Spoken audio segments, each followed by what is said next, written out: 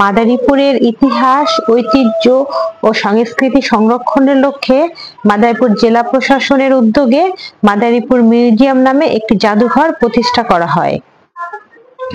2023 সালের মার্চ মাসে এটি উদ্বোধন করা হয়। তবে দীর্ঘদিন এটি বন্ধ থাকার পরে আবার নতুন উদ্যোগে এই জাদুঘরটি চালু করা হয়েছে। শুধুমাত্র মঙ্গলবার বাদে প্রতিদিনই এই জাদুঘরটি খোলা থাকে। প্রবেশ মূল্য মাত্র 10 টাকা। এরপরে আবার আছে 8 বছরের নিচে বাচ্চাদের প্রবেশ মূল্যের প্রয়োজন হয় না।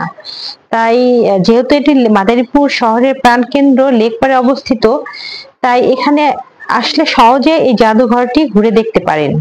এবং সেই সাথে মাদারীপুরের যারা বিভিন্ন ইতিহাস ঐতিহ্য নিয়ে গবেষণা করে, কাজ করে, বা অনেকের ঘরে অনেক পুরানো জিনিসপত্র রয়েছে যা একটা সময় হারিয়ে যাবে, সেই সব জিনিসপত্র এই জাদুঘরে দান করতে পারেন। তাহলে সেই জিনিসপত্রগুলো এই জাদুঘরে থাকবে এবং নতুন প্রজন্ম এই জিনিসপত্রগুলো দেখতে পাবে এবং আমাদের পুরানো ঐতিহ্য খুঁজে পাবে।